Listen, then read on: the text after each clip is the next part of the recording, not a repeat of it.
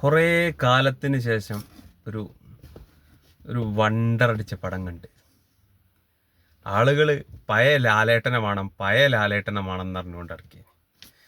അതിനും വേണ്ടി ആ സാധു ആറാട്ടും അവൻ കാണുണ്ടാവുമല്ലോ സോഷ്യൽ മീഡിയ കൂടെ ആറാട്ട് കൂടെ ആറാട്ടെണ്ണം വലുതായി എന്നല്ലാതെ ലാലേട്ടൻ വീണ്ടും ഗ്രാഫ് താഴ്ത്തേനി. പക്ഷെ തുടരും കാണാൻ 3 ദിവസം വൈകി. അപ്പോൾ മൗത്ത് പബ്ലിസിറ്റി കൊണ്ട് ക്ലിക്കായ മൗത്ത് പബ്ലിസിറ്റിയിലൂടെ അടിച്ചു കയറിയ പടമാണ് ഈ തുടരുമെന്ന പടം. ഹൈപ്പ് കേട്ടതിന് ശേഷമാണ് ഞാൻ ചെല്ലണത്. 3 ദിവസം ആളുകൾ പറഞ്ഞ് ടോപ്പാണെന്ന് പറഞ്ഞു കണ്ട് ഹൈപ്പ് കിട്ടിയതിൻ്റെ ശേഷമാണ് ഞാൻ തിയേറ്ററിലെത്തുന്നത്.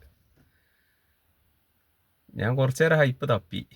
എനിക്കൊരു പടം തുടങ്ങി ഇങ്ങനെ പോവാന്നല്ലാതെ ഒരു ആ പറഞ്ഞ ഹൈപ്പ് എവിടെ എന്നുള്ള ആ ലെവലിൽ ഞാൻ നിൽക്കി. എന്താ സംഗതി ഒന്നും കിട്ടണില്ല. അങ്ങനെ പോയി ഫസ്റ്റ് ഹാഫ് എത്തി.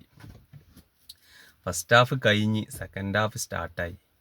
അവിടെ നിന്നിട്ട് മോനെ പൊന്നാര ലാലേട്ട എന്നാ പണി വെച്ചിருக்கு. വേറെ ലെവല്. ലാലേട്ടനെ കൊണ്ടേ ഇത് കഴിയൂ. ആ ചങ്ങായി നല്ല ആൾക്കാരുടെ അടുത്ത് കിട്ടിയ അയാളെ വെക്കാൻ അയാളെ എന്തിനും തയ്യാറാ. ഈ പ്രായത്തിന് ഫൈറ്റൊക്കെ പൊളി. ലാലേട്ടാ പൊലം ഒന്നും പറയല്ല. പഴയ ലാലേട്ടനെ തപ്പി പോവല്ലേ. പഴയ ലാലേട്ടൻ പഴയ കാലത്ത് അന്ധകാലത്തിന് വേണ്ടിയുള്ള സംഗതികൾ കുറേ ചെയ്തു വെച്ചിക്കണ്. ഇനിയും ആ ലാലേട്ടൻ തന്നെ കിട്ടാൻ മുണ്ട് മടക്കി നെറ്റി വിരിച്ച് മീശ വളച്ച് മറ്റേത് വിരിച്ച് അതൊന്നല്ല.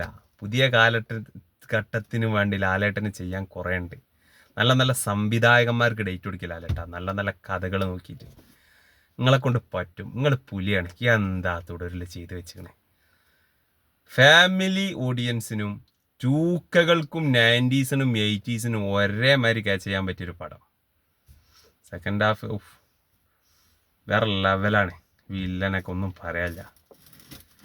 വില്ലനൊക്കെ വെറുതെ മറ്റേ താറിലൊക്കെ വന്നിറങ്ങി ആദ്യം കാല് കാണിച്ച് പിന്നെ കൈ കാണിച്ച് പിന്നെ രംഗത്തിൽ നടന്ന് അങ്ങനൊന്നല്ല. ഇതിലെ വില്ലനൊക്കെ കൊടന്ന് വെച്ച കൊണ്ടരല്ലേ. കാണി പടം. ലാലേട്ടൻ പൊളി.